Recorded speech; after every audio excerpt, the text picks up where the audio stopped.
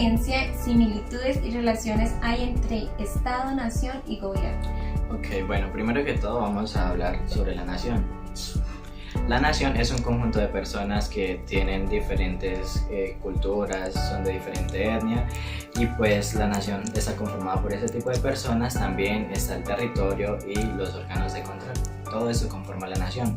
El Estado es un grupo de gobierno el cual trata como de llevar a cabo el buen funcionamiento de los estados, municipios y departamentos que los rigen. Y el gobierno es como el grupo de personas que se encargan de organizar bien los recursos de cada lugar o departamento en el cual nos encontramos nosotros. Gobierno. Bueno, el Estado está compuesto por tres elementos: territorio, soberanía y población. De tal manera que el Estado es el conjunto de estos elementos. En cambio, la nación hace alusión solamente a la población, y el gobierno es aquella parte del poder público que se asigna en un Estado centralista a la rama ejecutiva, de tal manera que el gobierno está en un Estado centralista, como en el caso de Colombia, está encabeza el presidente de la República y su gabinete ministerial.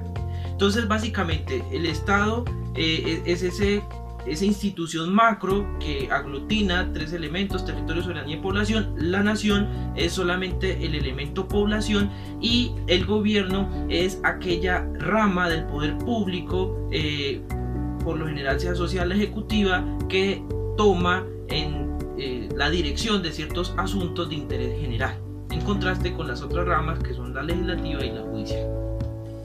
¿Qué diferencias, similitudes y relaciones hay entre participación política y democracia? Ok, bueno, la participación política es como el proceso en el cual participan personas, valga la redundancia, pero entonces ellos como que su función principal, a pesar de que no están como de lleno en la política, ellos pretenden como ayudar en cuanto a los resultados, alterarlos en estadísticas y otras cuestiones.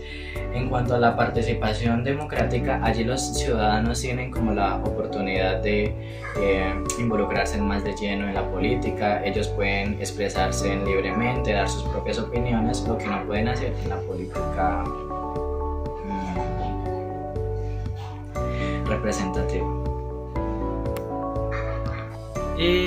La democracia es una categoría amplia que puede entenderse de distintas maneras dependiendo del contexto histórico donde se la analiza, pero la relación entre participación política y democracia es que en principio la democracia, desde sus raíces etimológicas, desde la antigua Grecia, hace alusión al gobierno del pueblo, de tal manera que implica que los ciudadanos toman parte en los asuntos de la esfera pública y por ende intervienen, deciden, se pronuncian al respecto. Entonces, la participación es un elemento, uno de tantos elementos que marcan la democracia, ¿sí? Porque implica la ciudadanía comprometida en la gestión de sus asuntos públicos.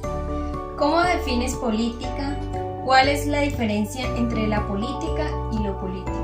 Ok, la política es la ciencia que trata el estudio del gobierno, cómo funcionan los órganos de control público y cómo funcionan los partidos políticos. Y la otra pregunta, ¿qué diferencia hay entre la política y lo político? Bueno, la política es como el proceso que se lleva por alcanzar el poder. O sea, la política se encarga de que si el presidente está en ese máximo nivel, la política lo que hace es conservarlo allí para que ese poder no decaiga. Y lo político ya es lo que anida la política. Lo político es como las ramas que sobresalen de la política, como la rama ejecutiva, la judicial y todas las otras. En realidad la política es como lo máximo en la nación, la que lo rige. Aristóteles decía que el ser humano es un son politicón, es decir, es un animal político en tanto está condenado a vivir en sociedad. Y el hecho de vivir en sociedad implica que establece relaciones de interdependencia con otros sujetos. Por ello, la política surge como aquella área del conocimiento que versa sobre las interacciones humanas que tienen lugar en la vida en sociedad, que requiere decisiones sobre asuntos de la esfera pública. El hecho de vivir en sociedad implica tomar decisiones que afectan al común de un conjunto de ciudadanos. Entonces, la política es el arte de la decisión y gestión de asuntos que afectan o inciden a un conglomerado de personas. Y la otra pregunta es respecto a la diferencia con los políticos. Los políticos, por lo general, son aquellos sujetos que se dedican a una actividad que es la representación. Porque en la democracia hay dos formas de ejercer la democracia, que es la democracia representativa y la democracia participativa. En la pregunta anterior hicimos alusión a la democracia participativa a través de distintos mecanismos, y los políticos se entienden a partir de la representación. Es decir, que los ciudadanos escogen a ciertos actores para que velen por sus intereses en la esfera de lo público. Ahora, lastimosamente se ha pensado que la política es corrupta, que la política es desdeñable, que la política se presta para actos reprochables. No es la política, es la politiquería, y son algunos sujetos politiqueros que denigran de esta actividad. Pero el hecho de vivir en sociedad implica que nos pongamos de acuerdo sobre asuntos que nos atañen a todos y que por ende tomemos decisiones, y como es imposible que todos siempre estén deliberando sobre asuntos públicos, se eligen a ciertas personas, se les da un voto de confianza, y son ellos en últimas los representantes los que a través de ciertas corporaciones toman esas determinaciones. Por ejemplo, en el Consejo, en la Asamblea, en el Congreso de la República, en fin. ¿Qué elementos componen la cultura política? Ok, bueno, principalmente son 3 elementos. El primero son los valores, el segundo son las concepciones y el tercero son las actitudes. Y todos estos 3 elementos se orientan hacia el ámbito específico de lo político. Es decir, si no están esos 3 elementos, no hay cultura política.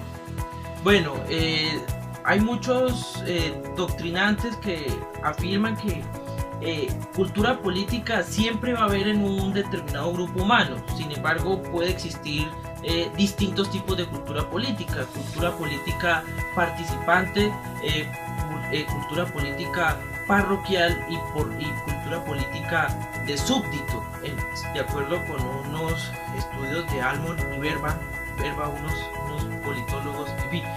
Sin embargo, con estas categorías lo que se hace alusión es qué tipo de intervención, participación, información tienen los ciudadanos a la hora de gestionar los asuntos públicos. Entonces, dependiendo de estos elementos, se puede decir que existe una ciudadanía involucrada, informada, una ciudadanía que se preocupa porque los asuntos que les atañen sean gestionados de la mejor forma, o una ciudadanía pasiva que simplemente se interesa por sus asuntos particulares y el devenir común lo deja al libre albedrío de quienes se dedican a la política. Entonces, los elementos, en términos generales, los elementos de la cultura política se determinan dependiendo de la participación de los sujetos políticos, dependiendo de la apertura de las instituciones para permitirles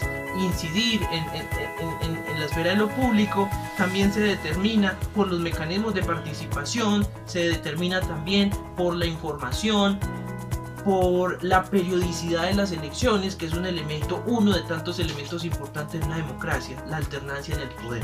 Entonces, esos elementos van a hacer que la cultura política esté enriquecida a nivel de participación o esté sumida en una mera pasividad de parte del conglomerado ciudadano. ¿Qué elementos involucra el ser ciudadano y cómo definirías los derechos y deberes del ciudadano?